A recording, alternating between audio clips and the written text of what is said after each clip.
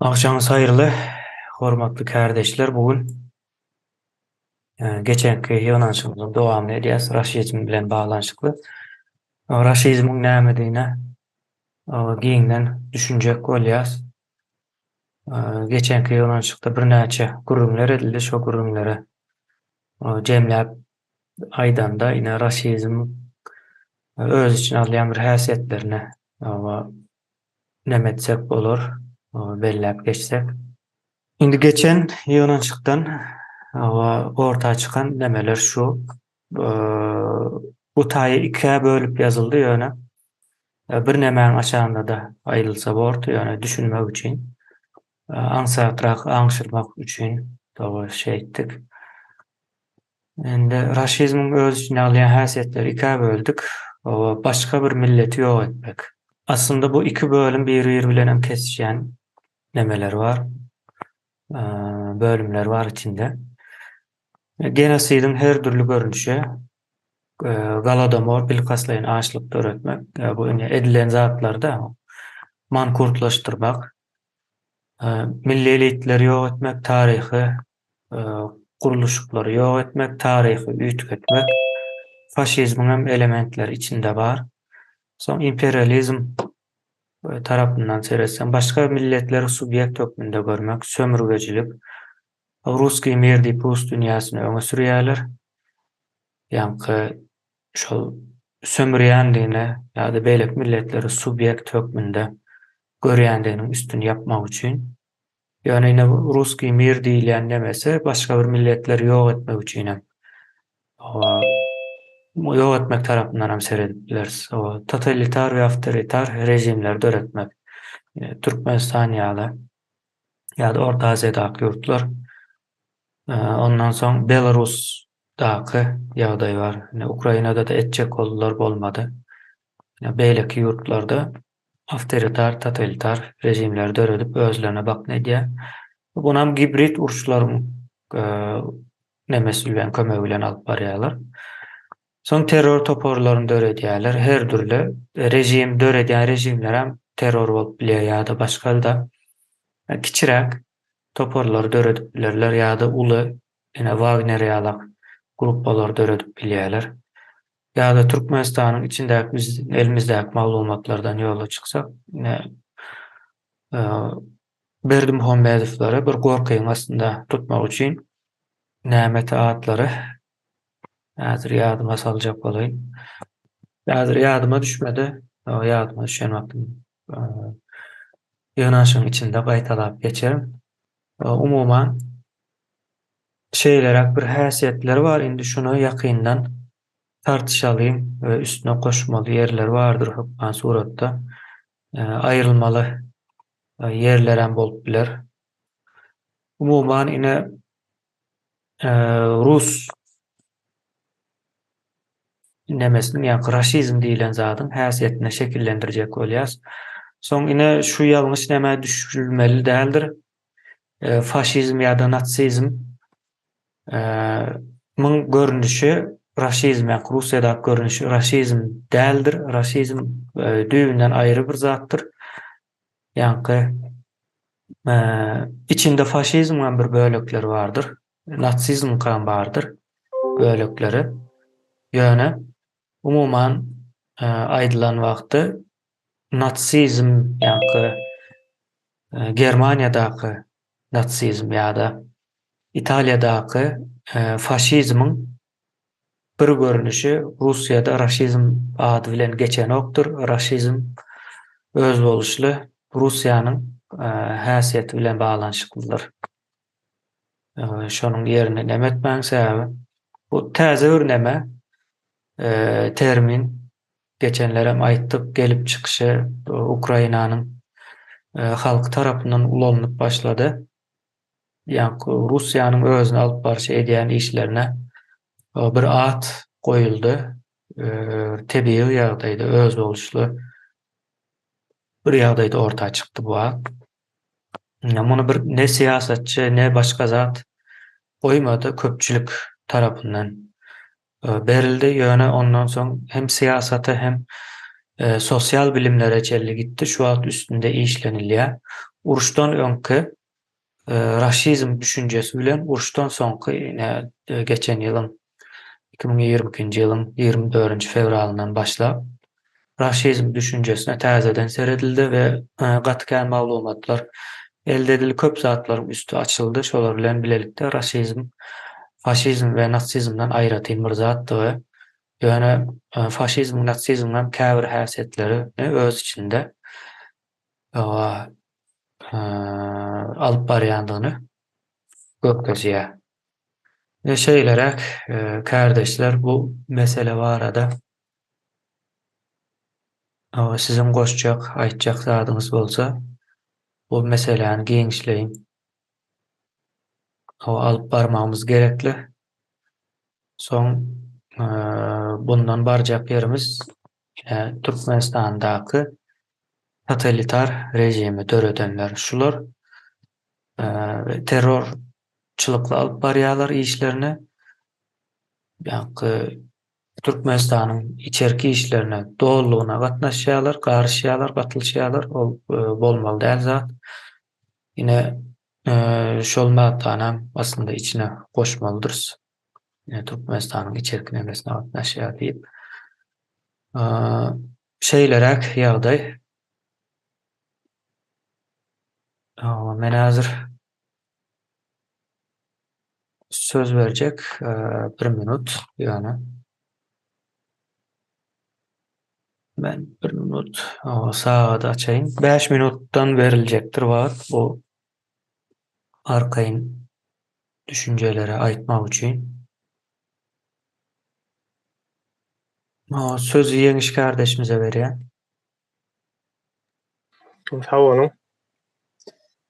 Ine şu orsun Türkmenistana geliş hakynda we biziň Türkmenistana gelenden soňra men nemelden aýtmaýyn muny, ýani 81-nji ýyllarda ondan soňra Bolşewikler Akpaşa goşunyny ýykyp Bolşewikler döräp başlaýar ýa Türkmenistan içine gelip. Şo döwürlerde näme diýerler bular? Ýani halkyň belli bir kysmy işçi gatlak ýa işleýän ýa bir zat öndürüp bilýän umumyň biziň türkmenlerimizi o döwür mallarçylyk bilen ýene bilen gelenler we belli bir gatlagam şolaryň hyzmatkarlary, gullary, hyzmatçylary, ýani öz başyny çarap bilmeýän, bilimsiz, okuw ýazydan hiç zatdan başyny çykaryp bilmeýän gullar. Gullaryň bir maksady bolýar mydamada hojaýyny çalyşmak. Täze hojaýyn gelmek we o hojaýynyň ýani wadalary, nähili gowy wadalar berse täze hojaýyna tapmak. Ve soňra şo Türkmenistana içine gelip Bolşewikler ýani türkmeniň öňkü içinde gelip beren baý gatlagyny, işçi gatlagyny, elindäki hyzmatçylaryna sözü geçip başlaýar, ýani sizi halas etjek diýär. Ýani başga bir gelmişek bir ýurtdan biri gelýär, içiniň halkyny sizi halas etjek diýip gelýär. Ve öz adamlar ýani öz türkmeniň garşysyna goýýar, ýani baý gatlagy olaryň gözünde ýigrenji bir erwet gany horýaly, olary zorluk bilen işledýän bir näme getirýärler, gözüne canlandyrýarlar. Ve öz elleri bilen ýani özlerindäki özüne iş berýän ýa-da şo ýurduň içindäki bir elitni gatlagyny öz halky bilen ýok etdirýärler. Orsun öz nemesi propagandasy, alyp barýan propagandasy. Şonuň bäri şunu içindem şo Türkmenistanda edil şo zat ýörek gelýärde bir gatlak dörek başlasa ýok edýärler, ýani özüni bilýän bir gatlak biraz könet nemeligine, milliligine geçip başlajak bolan bir gatlagy ýok edýärler. Onu ýene de öz adamlary bilen ýok edýärler. Ýani özleri orsoň özleri gelip därler şo içindäkiler bilen elleri bilen ýok edýärler. Buňa bir mysal beresim gelýärde, gowy mysal. Ine meselen iki sany howlu bardyr, bir goňşyň bar, bir de seniň öz howluň bardyr. Goňşyň howlusynyň içinde hiç zat ýetişen ok. Seniň howluňda da bir giden miweli baglar bar, miweler bar. Ve senin çağalaryň ammar goňşuňam howlusy boş konkorup ýatyr. Eken ok iş zat sereden o. Ve indi senin howluňa eýe bolasy gelýär. Ýani senin mülküňe eýe bolasy gelýär. Bu senin görmedik wagtyň, bilmedik wagtyň senin çağalaryňa şo senin melleňdäki bagdan almadan bir zatdan ýolup berýär. On çağalaryň begen ýar ýani.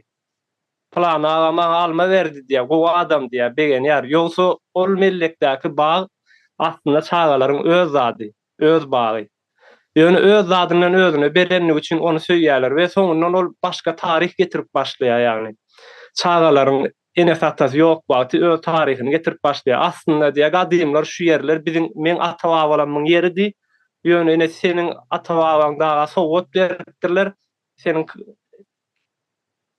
şoň üçinem indi şu wagt siz ýaşaýan diýen aslynda biziň ýerimizdi. Biziň ata-babalarymyz şu ýerde ýaşapdy diýen ýaly bir ýalan taryhy çağalaryň beýnine uýdurýar we o çağalar şo taryh bilen ýetişýärler. We şeýle diýip pikir edýärler. Ene buna ähil bolýar. Ene biz türkmenler öz geçmişimizi ýa-da bir taryhymizi öz çağalaryna gurrun berýän bir millet däldir. Hiç şeýle. Özüniň ähilli türkmen bolandygynam hatda häzirki nesilleň bilen ok, taryhy ýok olaryň. Taryhyny ýok edilen. Ýanky Hatallak ýalak bolup orslaram Türkmenistana gelen wagty özlerini eýesi ýala edip gelýärdi. Ýanky ýeriň eýesi hökümini edip geldiler we içindäki adamlaryň ellerinden hemme zatlaryny aldylar, ýani öz zatlaryny aldylar. Yer bölüp berdiler we bulara ettirdiler. Eken zatlarından soňra ýani plan berýärler. Olar plan tawşyrýar we soňra olara paýok berýärler. Ýani 10 ton buğday tawşyrýar we soňundan bulara 50 kilo paýok berýärler. Ýa-da 500 gram, 300 gram nan berýärler. Şoň üçin doldy sözüňizi jemläp bilersiňiz. Bole. Şoň üçin hem halkany ýani şu ors güýçdine ors şu zatlary edip berýärdi aýdýarlar öz ýanlaryna. Sözüm jemledim. O gynançly bizim toprağımıza bizden alıp bize de kulçuluk etmäne berildiler. Sözü Muhammed kardeşimize berýän. Sağ olun. Näçe ors milleti diýilende men pikirimçe şu birinji mesele birinji gözeňine gelýär şu orsuň güýji gözeňine gelýär-de ýöne aslynda seretsek şu taýda şu orsuň öz taryhyna seretmelik diýen. Bunun 100 ýyl, 200 ýyl owalky taryhyna şu döwürlere seredemizde orsuň öz içinde däne şoňal bir orsuň öz milleti, öz halkyny edip edilýär şu ýalyna Türkmenistanda şol hökümet derejesinde halkyň nemesini halky ezýän bir neme döredýärler, topar döredýärler. Şol orsuň taryhlarynda 100 ýyl bundan owal, belki 200 bundan owal şol ýygylar gaýtalanyp gelýänler. Şoň üçin men pikirimçe orsuň içinden ýanky çykýan pikirler bolsun, ideýalar bolsun. Şolaram hiç wagt bir nemesi bolmadyk, aňyrdy bolmadyk bir düýpli bir neme däl. Düýpli bir akyly güýji ýok ýa-da taryha seredemizde de şol orsuň öz içindäki ýagdaýlaram şol hiç wagt ütkemeýär-de şuňky biziň şuňky günümizdäki demelere de gadeden ok, gawat gelen ok. Şol orsuň öz indi men diýjek bolýarym şol kimligini şolana şu wagt Türkmenistanyň üstünde ýa-da Orta Aziýanyň üstünde bir agalygy oturan bir millet hökmünde seredilýär ýöne öz taryhyna seretse gaty bir peslik derejesinde şular nemesini ýöredip gelýär 100 ýyllardan bäri durmuşyny. Yani birinji bilen şo neme seretmelik diýen. Yani şu bizim üstümizden ýa-da Türkmenistanyň ýa Orta Aziýanyň üstünden şu agalygy diýenini etdirip oturan bir milletin nähil milletligini Umurtu tarihten teretmeli diýen. Şona aýtjaktym. Sag ol. Sağ olun. Sözü Fatma kardeşimize veriyen. Sağ olun. Men derde urslar hakda aydılanda, yani aslında urslar hiçbir işin adam değilsen yanlış bulmazmı? Sebebi onların tarafına garanda, tarafımıza garanda onlar yine basfalıktılar hem de yeri. Son yine bu tarihini gaytalap başladı. Gaytaladı yani. 2022 yılın 24. fevralinde Ukrayna basışı diye.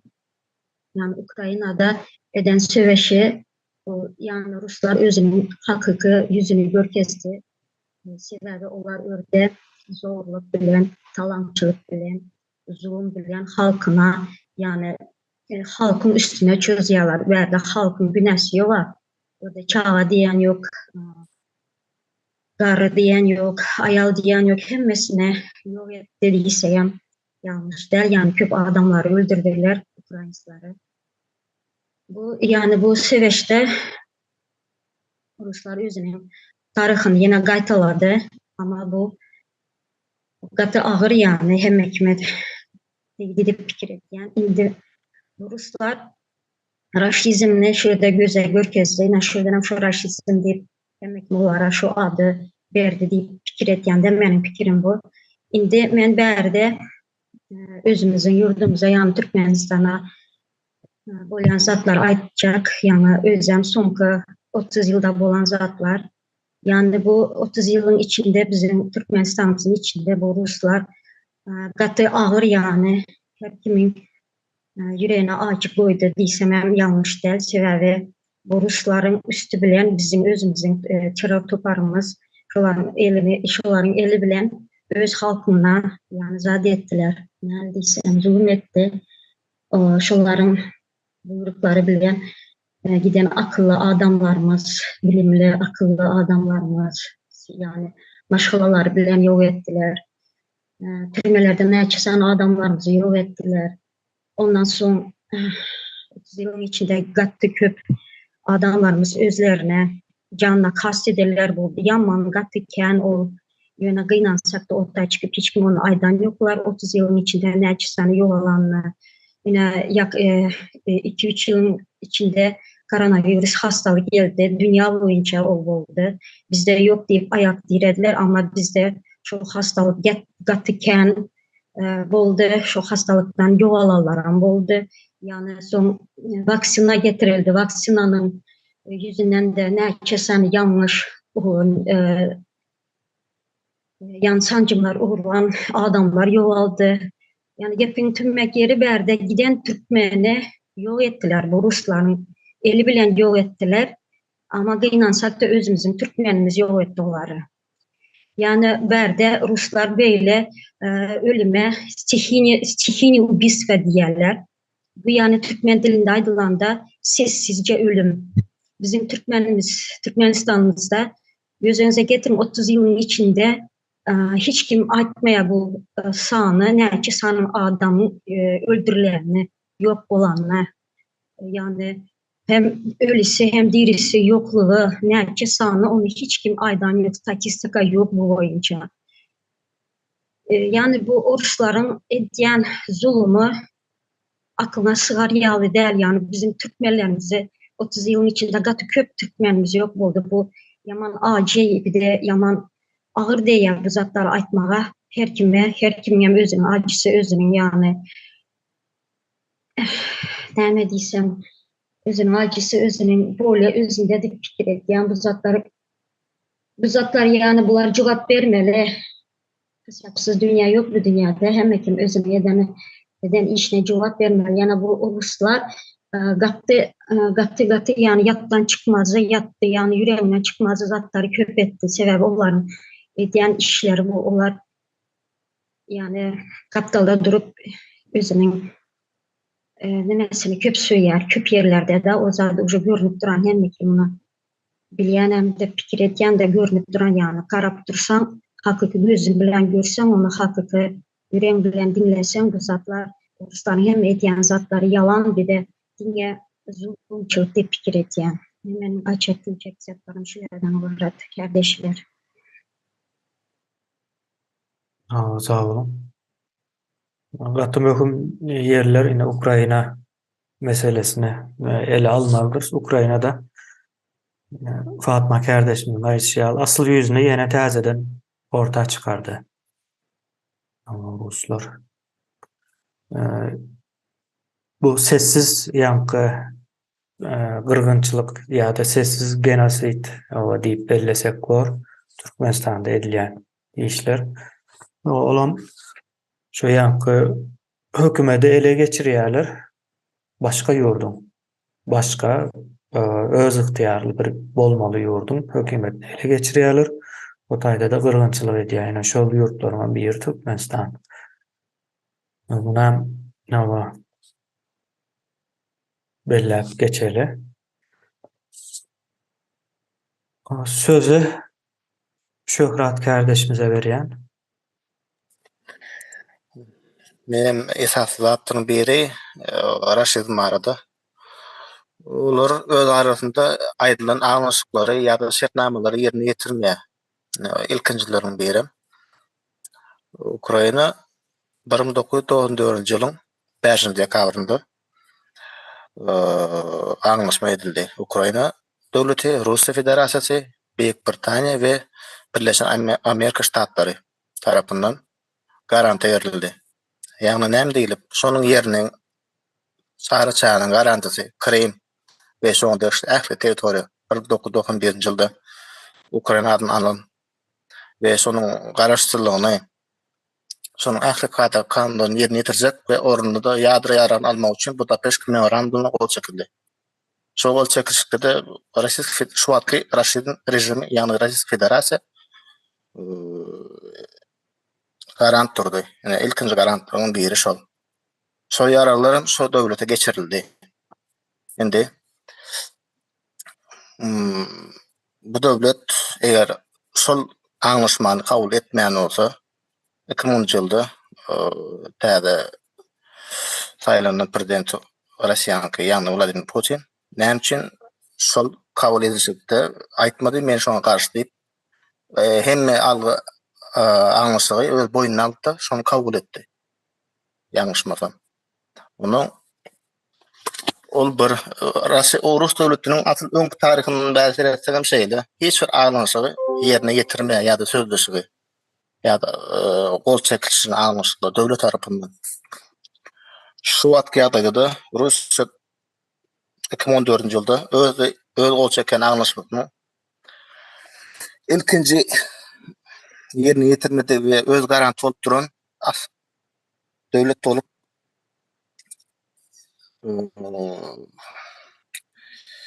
Raşidin şu punktlaryň içinde şonu goşmagyny ýene aýtjan kimene, ýani hiç bir şertnamany ýerine ýetirmeýär.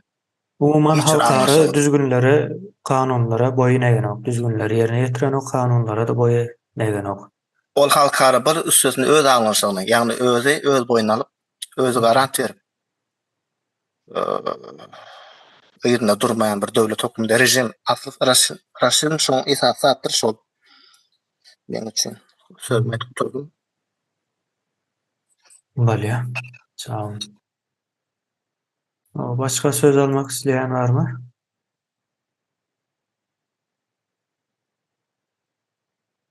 Sohbet kardeşimize söz veriyen. Sağ olun söz verengide. Şu Orslar ilkinci we şu 1800-nji ýyllarda Orta Aziýa birinji gedek ýöreýiş başlany, ýani birinji ekspedisiýasyny Türkmenistana gurnap başlaýanlar. Şu ekspedisiýa planly, programmaly gidenler. Türkmenistanyň şu ýerlerinden girmek, has amatly bolýar. Umuman ekspedisiýa näme üçin gurnalanyny belli zat ýöne men bärde biraz ýönekeýärek edip aýdyn. Asliyetini ekspedisiýa diýip alýar, ýöne olaryň maksady, planlary başga bir zatda. Ýöne häzir küneşeni, edir şuňky 20-nji asyr eşeni şu nemelerini dowam etdirip gelýänler Rus döwleti, wagşyçylyklaryny Awganistana kömek edecek diýip girdi. Ne edip çykdy iň soňunda Awganistany. Ya bolmasa Siriýa döwleti kömek edecek diýip girdi. Terroristlere garşy diýip girýär özüm. Iň soňunda ne edip çykdy? Çykan ogam häzirem dowam etdi Siriýede. Ýöne Siriýa döwleti näme etdi? Bolmajak halyna getirdiler. Diňe Siriýa, Awganistan, bütün Orta Aziýa döwletleri, ya bütün Orsiýadyň Rus imperiýasynyň eldegen döwletleriniň ählijesi şolar ýaly. Yani bizzat Rus imperiýasynyň programmasyna, yani planlaşdyrylan düýpden gelýän bir mesele diýip aljakda men bäri o sebäbini ortada, yani Türkmenistana girende, Orta Aziýa girende şolar ýaly maksat bilen girdin. Ekspedisiýa görnýän, yani ýene şoňa meňzeşnemeler bakanala.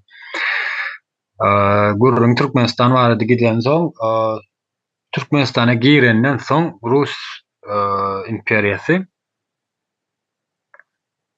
hiç ýyl döwleden däl, asasan nemedir ýöne şol döwleti batyrmak üçin, yani häzir küneçinden batyryp gelýärler.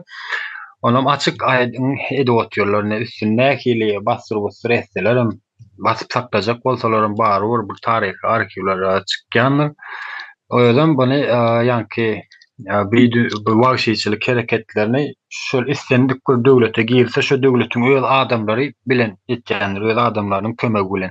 Yani häzirki wagtda Türkmenistanda şu Ruslara gulle etip görenler, ya şolardan şöyle giyip görenler, maskalasyny eklep gören türkmenler kene öz watanyna, milletine garşy bolup.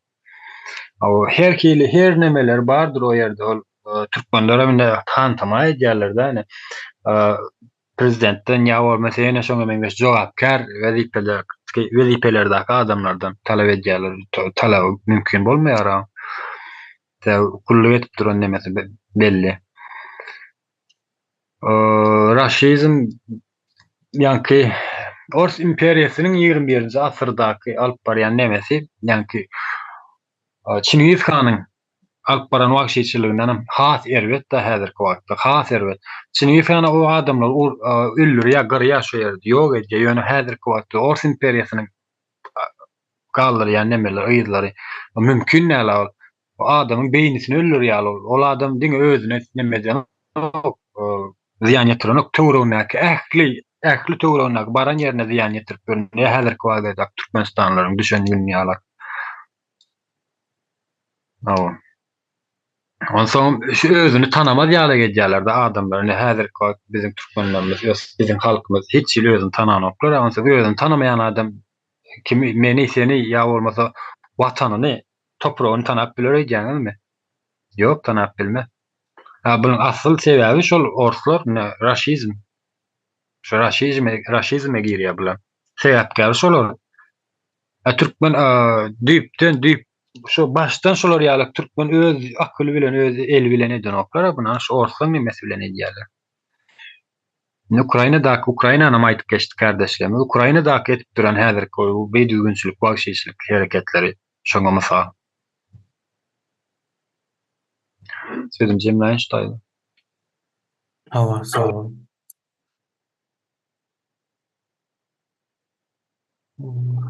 Sözü Ýeňiş kardeşimize berýän. Sağ olun. Ine şu tarihi zatlary, ýadygarlykları ýok etýär diýdiler. Şonuň içine nemeden girip bilermi ýani yer? Yani türkmenleriň öňkü özüniň agalyk eden oturan yerem girip bilýär doğrudan. O da bir tarihi bir ýerde. Ors gelenden soňra yani biziň halkymynyň bir bölegini Awganistana, bir bölegini Eýranda, ýene bir bölegini Xiva hanlygynyň ýerine, şu wagtky Özbegistanyň ýerine dagatdylar. Yani şu taýda galdylar şerket çekenden soňra. Aslında hemmeten bir türkmendi, ýöne şu taýda yani Awganistan tarapyndaky galanlar yani Türkmenistanyň öz içindekiler Awganistan tarapdaky galanlara Awgan diýer ýaly, Özbegistan tarapdaky galanlara Özbek diýer ýaly, Eýran tarapyndaky galanlardan İran'ı diğer ýalak etdilerdi. Geçmişini unutturýarlar. Şoda bir erwededen bir zatlaryň biri, ýani Raşidimiň. Egerde şu türkmeniň ýerini alan bolsa, bar baswally diýip kabul edilýär, bölmesi näme otady. Yani her bölüğünü bir yurdun içine paylayalar. Hemen atlaram üt götmekleri. Yani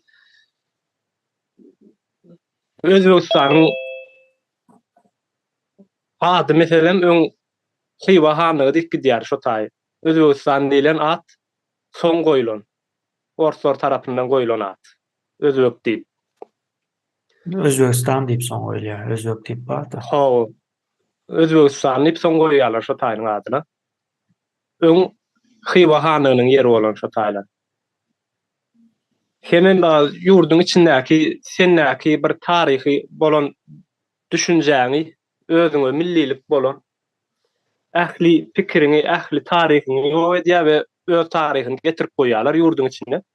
Şo baswalanyň milletiniň öz içine, halkyna we şu halk diýär bizden soň başlady. Yani şu döwleti ýa-da şu milleti biz döretdik diýen ýalaky bir nemäni o düşünjäni oturtýarlar. Halklaryň aňyna we soňundan özlerini güýçlü görer ýalak edýärler. Söýer ýalak edýärler-de. Meselem Göktepe galasyny basyp almakalar. Türkmenler nähili diýip basyp alandan soňra nähili. Onu basyp ýani 1881-nji ýylda alýarlar, basyp alýarlar we nähillik taryh getirip goýýarlar.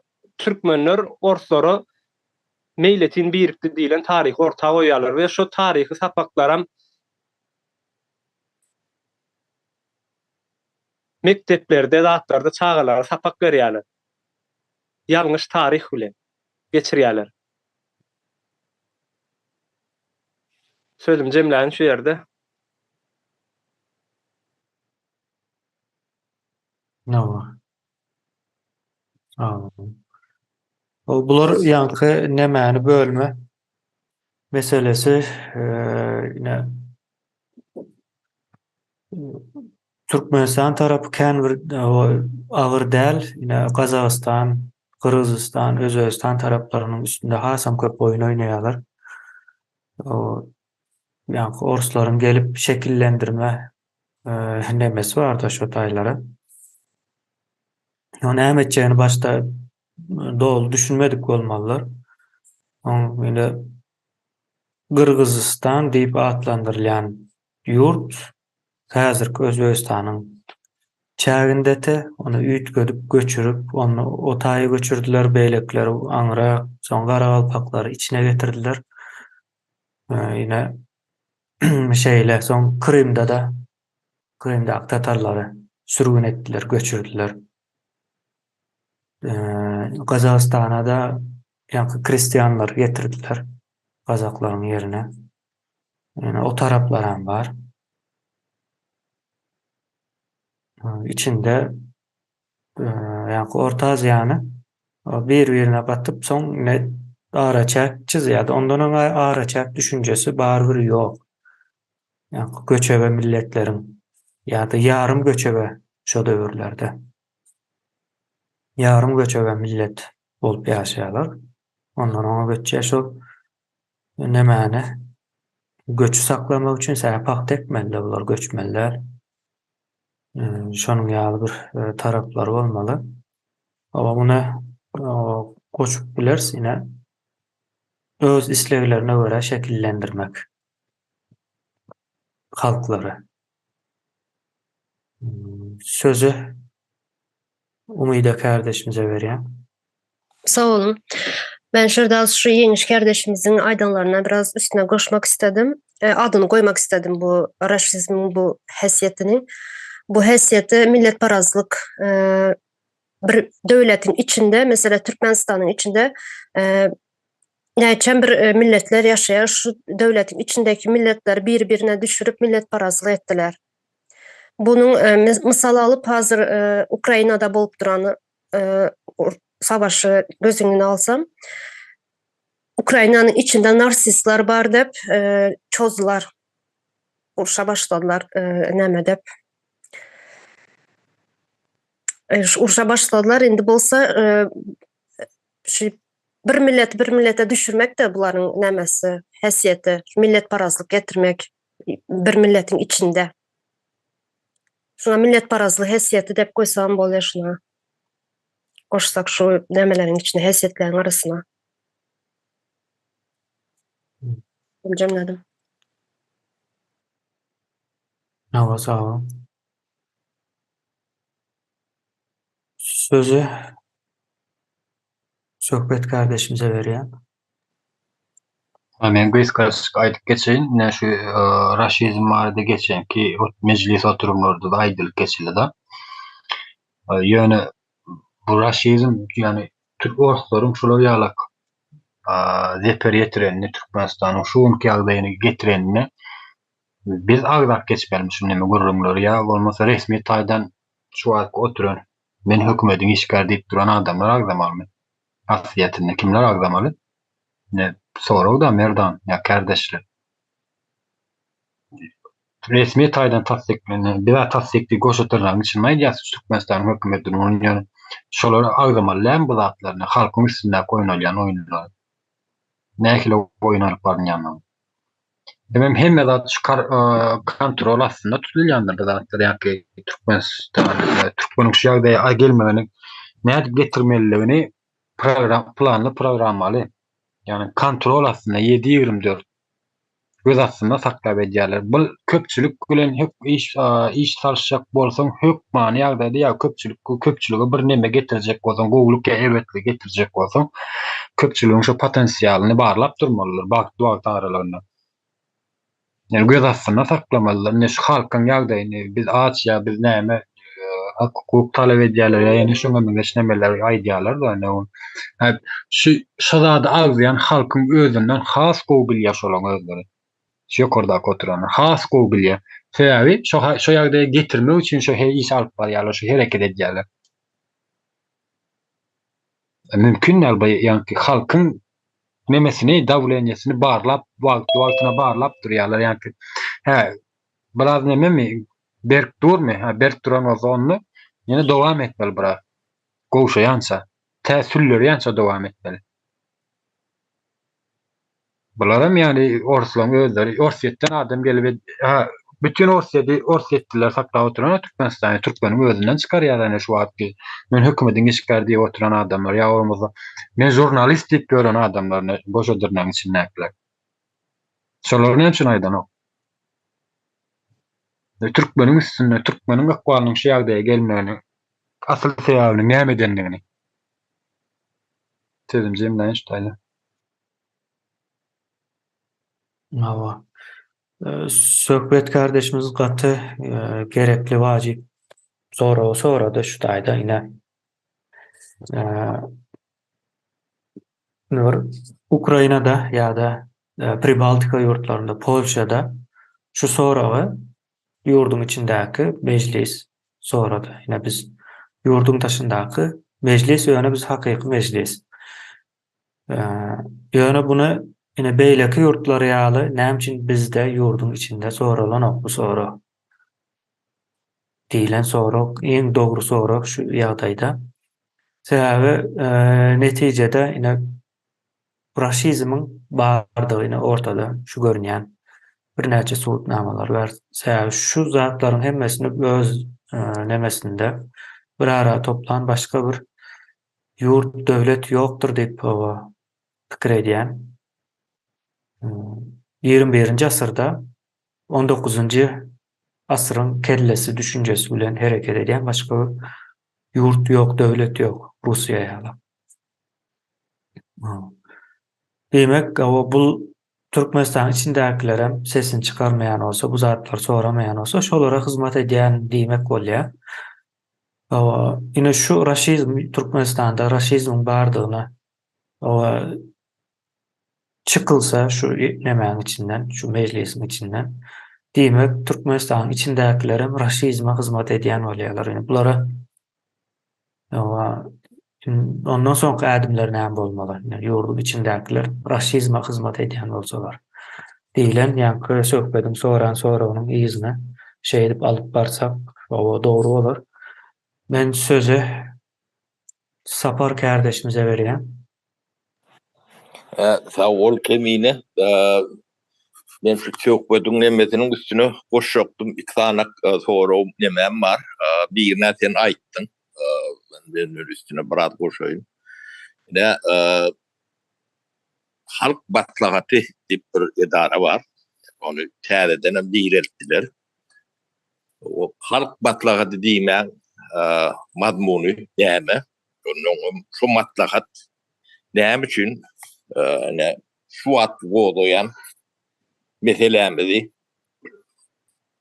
şu orgun goran ya orta çıkaran ya da gündeme çıkaran onun guripez näme maksadı näme borcu näme näme üçin görüldü Florialak soğuroğu ne bir daşında beşlik bolup halkın demesi o şunu gündeme çıkarıyor da ya tökbet atwo soğuroğu kallıktan ikinci soğuroğu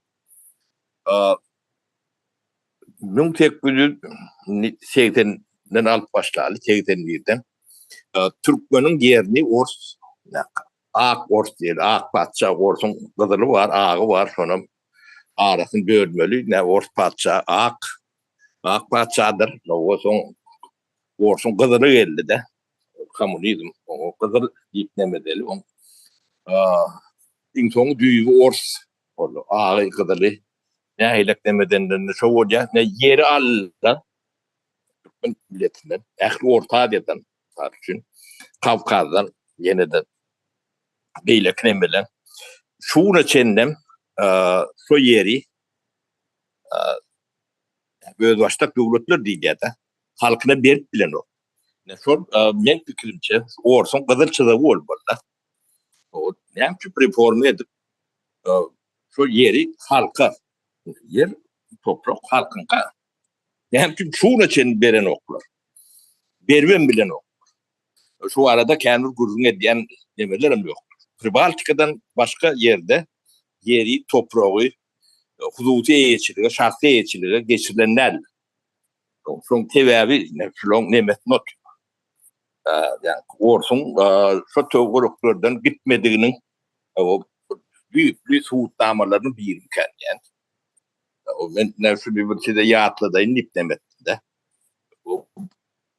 Olmasa ne 30 yıl bir başlık diyorsa.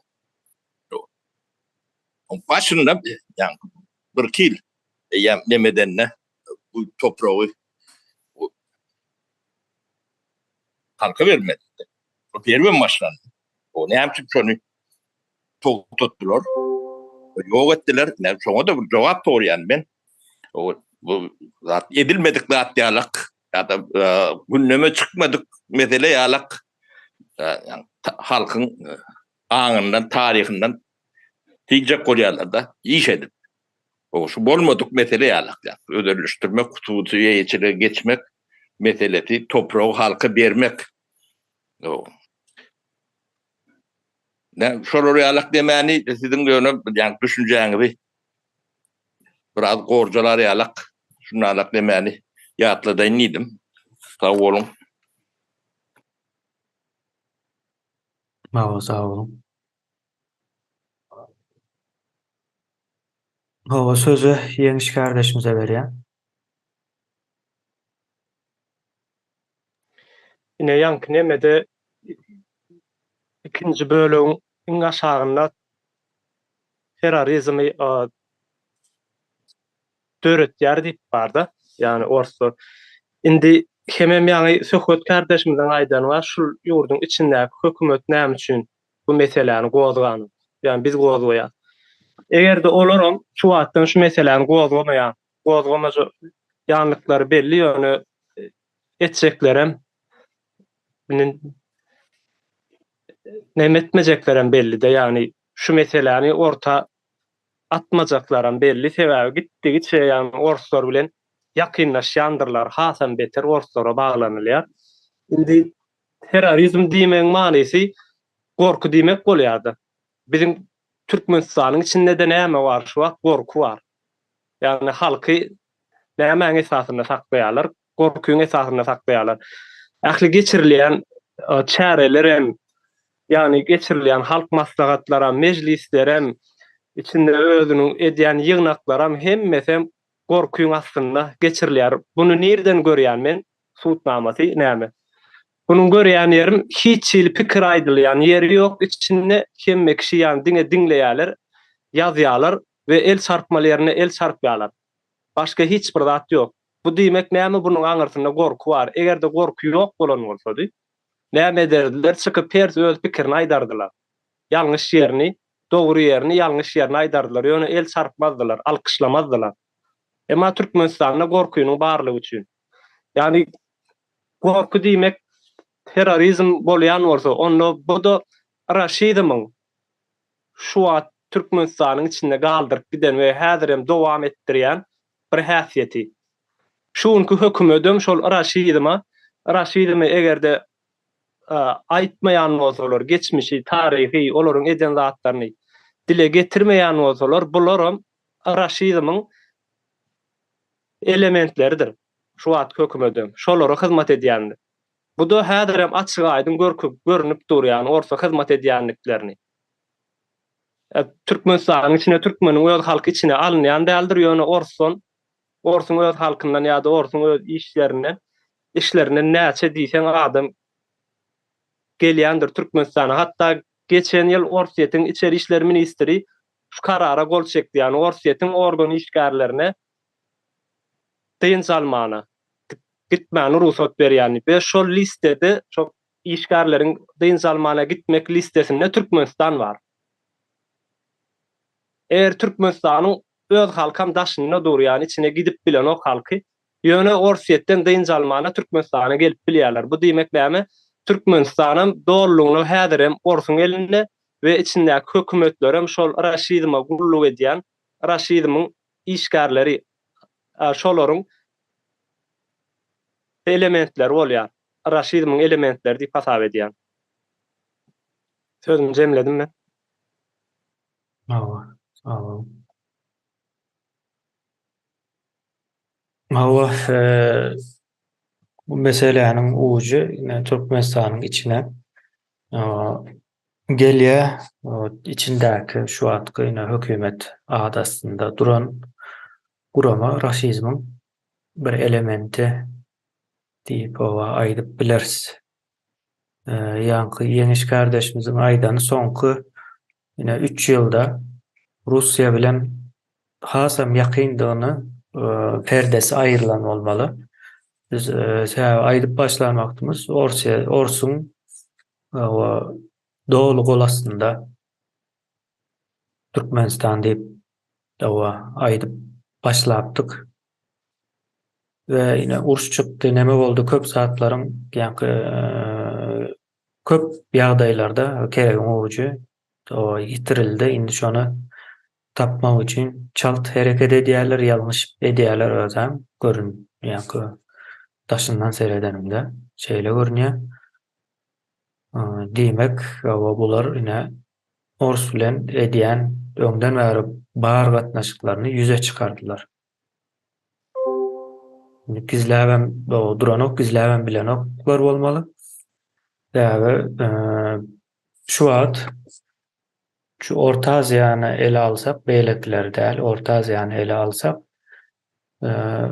açaçan Orsun edýän işlerini ağza alıp düşündürüp dururuz.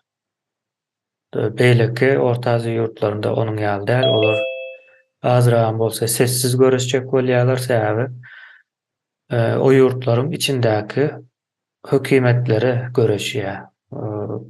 Gönümel däl aýlawly ýollar bilen görünüp durýar Türkmenistanyň içinde. Şo ýok doğullugyna o Orsun hyzmatynda. Sen var, men bar diýär. Şeýlerek ýöreýän bolmaly. O Ors ýok bolsa menem ýok diýip, şonuň üçin aýagalyndan şo tarapa ýapyşýar, bundan soň köprek ýapyşmaly bolarlar. Ýöne bulam ine Türkmenistanda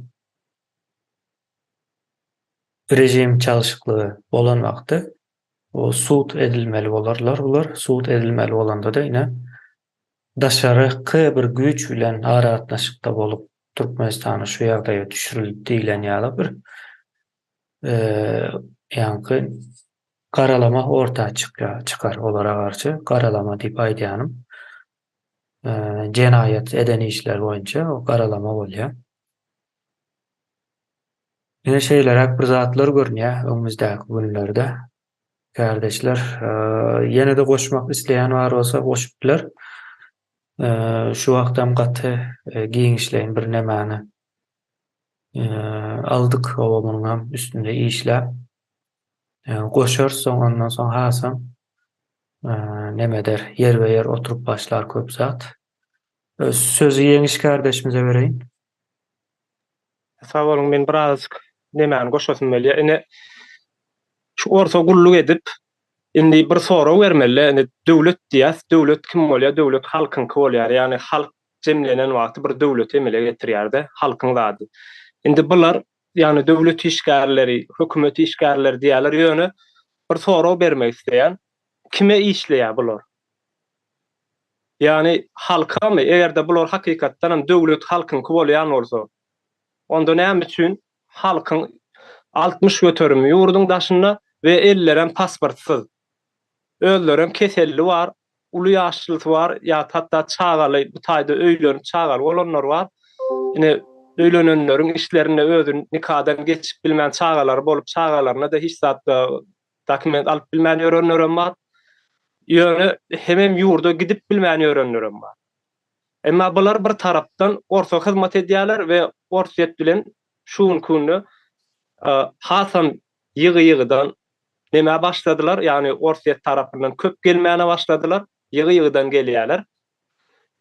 Emma Türkmenler yani öz halky unuduldy ortalykda. Näme üçin halka pasport berip bilmeýärler? Orta hyzmat edip bilýärler. Ýöne halk unuduldy. Diýmek, bular dolulugyny Orsun elindäki adamlar we Orsun getirip biziň başymyza diken adamlary şu ýerden, şu zady görenmizden näýem suut bolýar ýagny, belli bolýar, ortağa çykýar.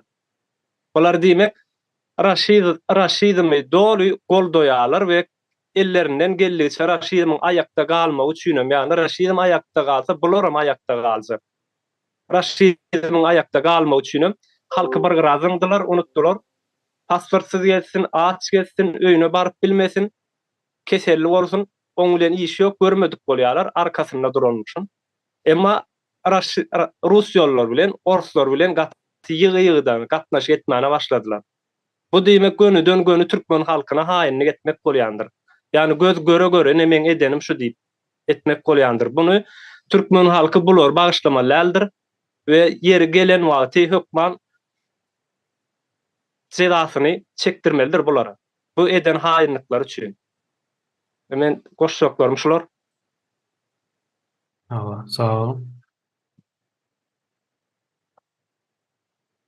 Sözü Şöhrat kardeşimize berýän. Gizgar aýyp geçýän Rus döwletiniň terror rejimi eger gorajak diýen bolsa demek basy aljak, dost boljak diýse düşman boljak. Tövde atnaş etjek diýse sömürjek diýmeli. Türkmenistana ýerinde ýa ýakynda onuň obrak şertnama alýşdylar. Şu şertnamalarda hiç habaram ýok. Hiç taýdan okurum, görkeden okurum. Halk hiç düşündüş geçen okurum. Hiç döwletde beýle zat ýok. Näme şertnama bagyşylan güni entek bagyş makalar halky görkezýärler, düşündüş geçýärler. Onu kabul etýärler. Şol ortalıkda halk reaksiýa berse, onu eden oklar kabul. Aýdyp guturdum. Sağ olun.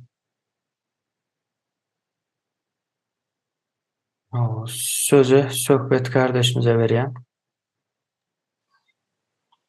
Ýeňiş kardeşimiz bellek geçdi. Orsla bilen soňky wagtlar hasam köp Ors hökümeti bilen gatnaşyk etip başlady Türkmenistanyň häzirki jenayetkar hökümeti. Näme üçin Russiýa hökümeti bilen gatnaşyk edýär häzirki wagtda özüm ýygy-ýygydan Dünyada Russiýadan başga döwlet ýokmy? Näme üçin Ýaponiýa hökümeti bilen gatnaşyk edenok?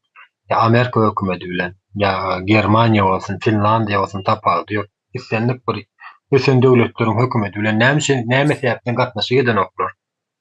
Bu sebäbi bardyr häzir. Sebäplerim belli, ine biz agzap otýar. Häzirki wagtda da ine açyk aýdyň özleri suwd edip otýar da şu terror hökümeti hyzmat edýänliklerini, terror hökümetiň gol astyndaky adamdyklaryny. Onsoň nämänem aýtyp geçenden şu türkmen halkynyň sömürdüler da Türkmenistany hakykatdan sömürdüler. Döwlet diýilende islendik bir döwleti döwletiň adyny aýdylsa häzir şo döwletiň ýaşaýjylary gözüne gelýändiň döwlet diýilende. Şu döwletiň ýa hökümeti ýa prezident ýa ýene ýene bir adam derler. Şol döwletiň halky ýa-ni watandaşlary, ýurtdaşlary gözüne gelýär.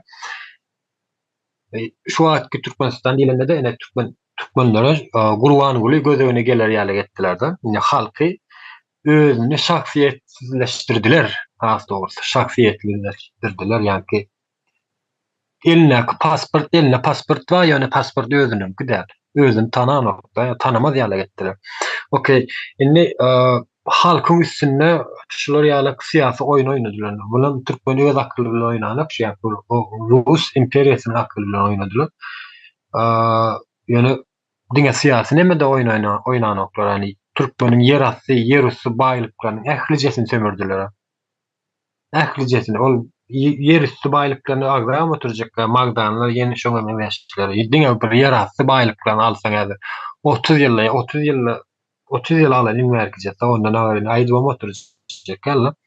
Ýani şu 30 ýyllaky çykarlan nemeler pullary halka siňdirilip ýa watana döwlete siňdirilip.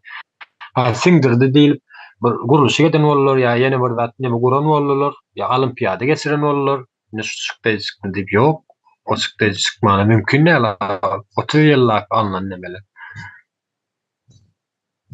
Ýöne buňa hökmen jogap bermelidirler. Berjekdirler.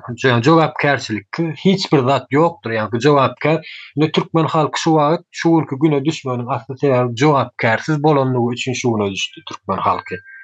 Sen jogabyny soran bolsalar ýa talap eden bolsalar bu näme sebäpden beýle bolýar diýip bir nemesini deriňen bolsalar bu ýagdaýa düşmezler. Ýani jogapkärsiz bolanlygy üçin şu ýagdaýa düşdi türkmen halky. Indi şu wagt Türkmenistanyň hökümeti yani goşadırnan içindeki ya Rus hökümeti bu zatlary jogap berse de jogap bermese de hökmen ýagdaýda jinayet jogapkärçiligine çekilmelidir. Ya jogapkärçilikli edilen iş ýok ortada. Eger jogap berjek bolsalar bular ýaly iş etmelidirler bular. Ya halkyň üstünde bular ýaly oýunlary terrorçylykly, wagşyçylykly oýunlar oýnamazdylar. Sözüm jemleýän şutaýda. Olya, sağ olun. Sözü Anna kardeşimize berýän. Benim Raşid mağarada gitmedim. Burada da gitmedim. Raşid en kırmızı yol gidiyor. Oraya.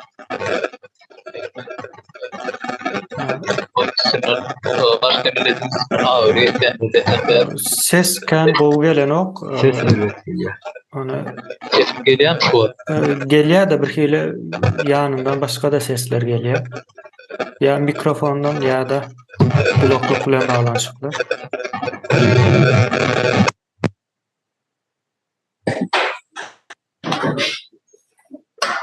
Şimdi geliyor mu? Yani şu an düzeldi. Ha. Devam et. Raşid mağarada nemani aytsaktım. Yok etizör millet hökmünde görýän men pikirimçe o ağalyk etýän millet hem däl ýa söndürýän millet hem däl men pikirimçe. Diňe yok etýän taryhyny yok etdimi diýmek şol milletin geljegine maksady geljegini tutuş şol milleti yok etmek diýip düşünýän. Ne gelenlerine Türkmenistana gelenlerine ilki bilen gardylar Göktepe'ni, ondan soň sürgün etdiler, pagta uğratdylar, dogurly işledi, öllü aýdyň atda.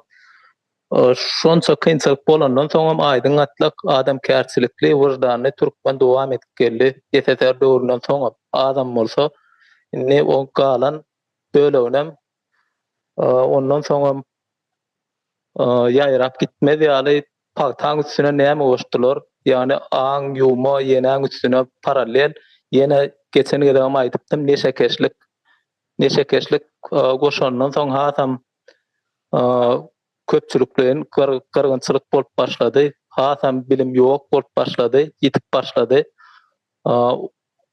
Oň üstesine de daşary urda çykmamyzyň köpsiniň kösenip görmeginiň 60%-iniň kösenip görmeginiň sebäbim neşe keşlik inni daşary urda şulary ýaly pikir alşmazat, çykyşlar da köp bolandan soň informasiýa dogry pikir ýaýrandan soň näme boldy? Bu pikiri ýene üstüne basmak üçin o insanlar neşe keşligi artdyrandylar. Yani neşəni daşa uğrandırlar. Yani informasiya neşeden has sal doğru informasiya ayıran son üstüne yine näme goşdular? Russiyadan polis yine o cinayet eden adamlar yine içine yayramalı. Türkmenlerin içine etmeli. Adaçık yol açmalı. Galana daşına 60% galy. Geler galana daşar urdu öler ya işler yitip gider. Galandan bir daha eder deyip şolar ýaly bir maksady bar bolmaly. Yani neşe ordurarsa öldürürse eder şolar ýaly garaz olaryň maksady ýok etmek. Ne Ukraina bilen deňeşdirende Ukraina yani setin çıkarman ýörseň Raşyma garşy setin çıkarman ýörseň insan ýok etdi. Setin çıkarsaňam ýok etdi, setin çıkarmasaňam ýok etdi. Setin çıkarmasaň haýsy has amatly. Setin çıkarsaň 10.000 20.000 adam yani görüşüp şoňa garşy görüşden güýjüniň soňuna seni ýok etdi. Emma setin çıkarman gezip ýörseň ay neme derler zat diýsen sen milletiň soňuna sen ýok etmek maksady bar şeýler düşünýän sag bolun. Sağ olun. Ama doğru baha diýip hasap edýän agalyk edýän däl ors ýok edýän. Ve her türlü ýagdaýda da ýok edýär. Garşylyk berseňem ýok edýär. Boyun eýseňem ýok edýär. Birazrak mongollaryňam häsiýeti bar işim içinde. Sözü Muhammed kardeşimize berýän. Sağ olun. Men fikrimçe şu erkim öğründe bardadı berk bilýär ýa-da geçirip bilýär başga bir millete orta häsiýetiniň bir perwaýlyk ýeriniň bir tanmy wada häsiýeti şonu geçiripdir. Artykmajy bilen Türkmenistanyň milletine aýtlarypdan teresse wagtynda masalansak dogurda da ýa-da ýalňyşlarda da bir garşylyk bildirmäni, ýani dogurda tasdiklemani ýa-da ýalňyşlarda şunun ýalňyş diýmäni endigini ýitiripdir. Bu vatandaşy. Olam näme esasında men birinçi şol raşizmyň bir häsiýetlerinden biri mukaddiýen beperwaýlyk. Şo taýdan terediýärler. Şo dogurlugyna ýa-da ýalňyşlaryň ýalňyşlygyny hiç mahal garşy bir reaksiýa bermeýärler. Şo häsiýet sebäpli ýa-ni raşizmyň ýa-da şol sistemanyň özüni alyp götürmesi ýa-da özüni şol häkimiýet derejesine getirmesindäki esasy roluň biri mukaddiýen şol. Şol bir ýalňyş diýmäni öwrenmeli Türkmen jemgyýeti. Dogurda adam goldumany öwrenmeli. Men fikrimçe başga da bir ýoly ýok. Şonu herkim öz wajdanynda ýa-da bir düşünjesinde şolary kabul etmeli. Men fikrimçe. Sağ olun. Sağ olun. Doğru bizde o häsiýet aslında ýok. Şu Rus nemesi bilen bilelikde gelipdir. Son bir goşmaça bir zat goşjak ýa-ni Saparaň aýdan ýerinden şoň bilen jemlärs bugüne. Sapara ak ors diýdi, soň gyzyl ors diýdi de. Ama indi gyzyl orsuň döwri gutaryp täze döwre geçdi. Ýene olam gara ors bolmaly. Ýene şeýsek düşünmek üçin, yani orsun bizim üstümüzdäki yani täsirin, tarih nemesi boýunça düşünmek üçin ýa-da düşünmek aňsat bolmak üçin neme bolmaly? Ine ak ors, kızıl ors ve iň soňunda da şu wagt ine soňky 30 ýylda Putiniň nemesinde diýip hasap edeli gara ors. Awa iň soňky nemede Halmurad aga söz bereýin, ondan soň jemleýäs. Kardeşler, awa Halmurad aga söz sizde. Sağ olun söz vereniňiz üçin.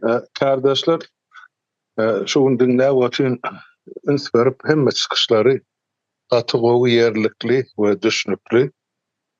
Sağ olun, şular ýaly netije çykarýanyňyza Rus imperiýasy barada, raşizm barada.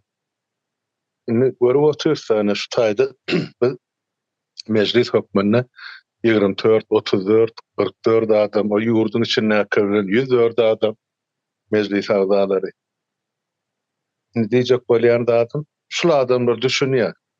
Indi biz hemmemiz düşünýär. Bizim betbaşçylygymyz halk hökmünde, millet hökmünde nirden başlandy we nirde gutarýar. Nira gelip ýetdik. Indi siz şunu ýüregiňiz bilen, kalbyňyz bilen, aklyňyz bilen kabul edip otursunuz. Ýöne bizim bilemek, mankur edilen halkymyzmy, beýhuş edilen halkymyzmy? Men düşünüp bilemek halkymyzyň şuň kıyagdaýyna bir gün ýaly kelletine taýak bilen urulan ýa nira bar ýanymy özü bilemek. Näme edip oturanyny bilemek. Şonuň üçin şu taýda ene şu oturan adamlar her biriniň aýdýan sözü ýa diýen ýa düşünjesi bizim şol ilmsiz, bilimsiz kördäki galan halkymyz üçin şulara bir gözüni açmak üçin ýa gaflat okusundan oýanmak üçin ulukan bir içergi bor diýip düşünýän özüm. Täp bundan 3 ýyl olup sizem ýokduňyzda şu görüşde ýa şu işde ýa şu düşünjede şuň kyýaly. Şunu hemmemiz öz içimizden geçirip o aňyz bilen kabul etdik, ýüregimizden sızdyryp geçirip kalbymyza soň inni näme etmeliligini soragy ortaga çykardyk. Meclisi döretdik, hökümeti döretdik, geçdi urnu. Yani bir topar maksatnamelerimiz var, etjek işlerimiz aýdyn. Şonuň üçin inni şu taýda biz durmagymyz zerur däl. Biz aňryk gitmeli. Ýa-hil görnüşde aňryk gitmeli. Şuň kaýdylan pikirler var, aýdylan ideýalar var. Gaty gowy. Ana men gatgen alim Şöhrat kardeşimiz aýtdy da şol 94-nji ýylda baglaşylan şertname esasında Ukraina öz ähli ýadro ýaragyny tapşyrdy. Şonu ýok etdiler. Ukrainada SSR'ın ähli ýadro ýaragynyň bir 45 göterimi şo taýdady. Hemmejin ýok etdi. Şu ýadro atomny bomba saklanýan şol şahtalaryny çelliğini külün çykardylar Ukrainalar. Şu 4 döwletiň ilalaşygyna ynanyp. Bu da peske näme bol? Referendum däl, memorandum. Hawa. Ine şu memorandum esasında şu 4 döwlet Ukrainany dastan istenirden hop gelse, şu uruş etmek üçin şola goramaly. Birinji goramaly ortaýetdi. Ähtiýalan Rus imperiýasy elmedam beýle halklar alap geldi öz bähwidi üçin. Özüne gerek ullanjak döwletleri, ýurtlary, territoriýasy, topraklary, ýerüstü baýlyklaryny şeýtlerip gaňryp alyp geldi. Şol sany biziň türkmenlerimiz. Indi siz göz ýetirdiňiz. Ene şu taýda oturan meclis agzalary ýa bizi dinläp oturarlar. Her gün her çykyşlarymyzy şol 100-den, 200-den, 300-den adam dinleýär, bir hepdeden soň seretýän bir näçe müň adam bolupdyr. Diýmek, şolaň her biriniň kalbyna birje däneden biz ynam dänesini oklaýar. Soň olar pikir etip başlaýar. Ha, bizim şeýle bolan ekeniňi. Indi näme etmeliligini soragy jogap gözläp başlaýar. Ine şu meselede sizin edýän işiniz şuň kuldün erteketjek işleriniz gadyry gymmaty ýokdur kardeşler, dogry düşün. Siz enne täze nesel, siz ýaş nesel. Enne şol 30 ýyl mundan ozal verilen ýalňyşlary, edilen jenaýatlary siz enne gelecekde ýol bermersiniz. Men şoňa dogry inanýan. Şu meselede şoň üçin şu gurrunlar Bizim her birimize ören wajyp. Diňe bize däl. Men bize diýsem bütün halkymyza da şu bolupdy. Siz aýtsaňyz başgaça kabul edýär. Näme üçin? Saparagy kimiz bize ýam ol halkyň gözüne elmidam hawa bar, ene ol o taýdy işläp bu taýdy işläp onu edipdir, mene edipdir. Biziň aýtmadyk zatlarymyz halk özüne gözüne getirýärdi. Emma sizi ýaşlary tanıtmak üçin wagt gerek boldy. Şu wagtdan biz uttuk. Indi biz diýýär hemmemiz biz bir ene uğurdaş pikirdaş hemmemiz bir watandaş. Indi biz açık aydın öz siyasetimizi ılan ettik. Şoňa da indi islemese şol bilimsiz galan halkym aňarky jenayetkar hökümetim şu hökümetin ýurdun daşyna döreden ýa-ni goşadyrnak üçin näkibi aktivistlerim, beýlekilerim, wagtlaýyn prezidentlerim hemmejin boyun bolmaly bar. Gitsek yerler ýokdur hiç kim. Sebäp adalet sizin tarapyňyzda.